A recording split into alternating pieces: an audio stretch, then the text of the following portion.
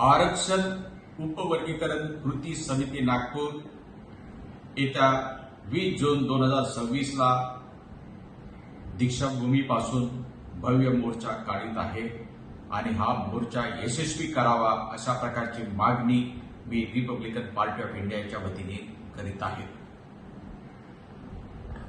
तेलंगणामध्ये आणि कर्नाटकमध्ये काँग्रेसचं सरकार आहे आणि त्या दोन राज्यामध्ये उपवर्गीकरण लागू करण्यात आलं आहे, परंतु काँग्रेसने महाराष्ट्रामध्ये उपवर्गीकरणाला विरोध केला आहे आणि तो योग्यही आहे। त्याचप्रमाणे माजी न्यायाधीश चंद्रचूड यांच्या खंडपीठाने जो निकाल दिला होता तो निकालही असाच होता। त्यांनी स्पष्ट म्हटलं की ज्या ज्या राज्यामध्ये उपवर्गीकरणाची आवश्यकता आहे त्याच राज्यामध्ये उपवर्गीकरण करावे। महाराष्ट्रामध्ये उपवर्गीकरणाची काहीही गरज नाही।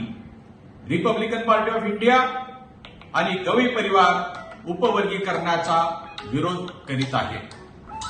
तुम्हाला जर मातक समाजाबद्दल एवढंच प्रेम आहे तर अण्णाभाऊ साठे महामंडळ, त्या महामंडळामध्ये एकही पैसा नाही।